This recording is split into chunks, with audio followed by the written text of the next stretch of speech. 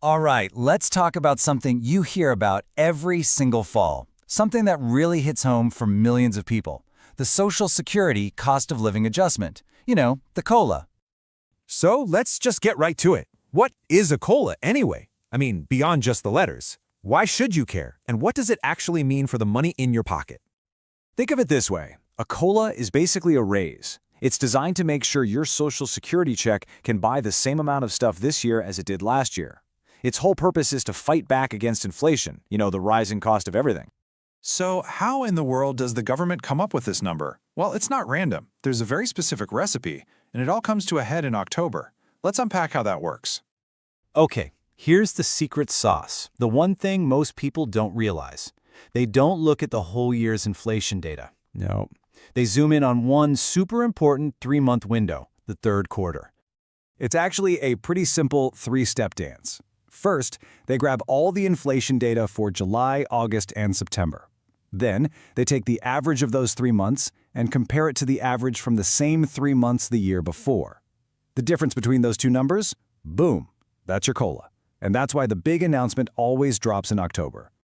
And this is why you see all those headlines all year long with different predictions and why they're so often wrong. They're just educated guesses using incomplete numbers. The only number that actually matters is the one that comes from the real hard data from that third quarter. So pro tip, just wait for the official word in October. Now, here's a big assumption a lot of us make, that we get a COLA every single year like clockwork. But is that really how it works? Let's bust that myth right now. Just look at that number. 3.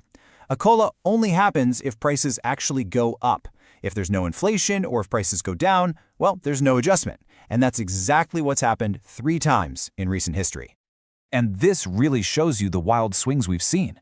I mean, back in 1980, with inflation going crazy, people got a massive 14.3% boost. But then you look at 2009, 2010, and 2015, and the adjustment was a big fat 0. It's a huge reminder that the COLA is tied directly to inflation, for better or worse. It's really easy to think that COLAs are just for retirees, right? But the reality is the ripple effects go way further. This financial safety net is a lot wider than you might think. The bottom line is anyone getting a Social Security benefit is in on the COLA. That means folks on Social Security Disability Insurance, or SSDI. It includes survivors, like widows and widowers, and it also includes people who get Supplemental Security Income, or SSI, which helps low-income individuals. Okay, let's get to the part that probably matters most to you. It's where the official government number smacks up against your real life. You know that feeling when they announce a COLA, but it just doesn't feel like it's enough? Yeah, let's talk about why that happens. This quote right here just nails it. The entire system is backward-looking. It's not built to measure the prices you're paying in the store today.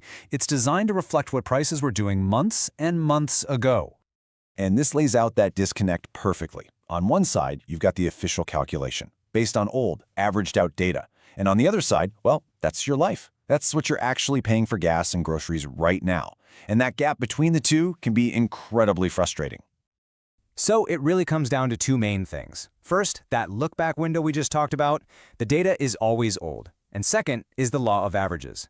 The official number averages out the cost of tons of different things. But hey, if the stuff you buy all the time, like food, medicine, or gas, is going up way faster than average, your personal inflation rate is going to feel a whole lot higher. So after all that, the how, the when, the who, and the why it doesn't feel like enough, what's the big takeaway for you and your money?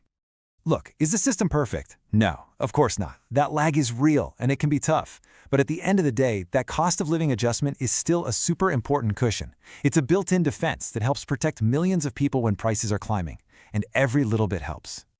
And that really brings us to the final, most important thought.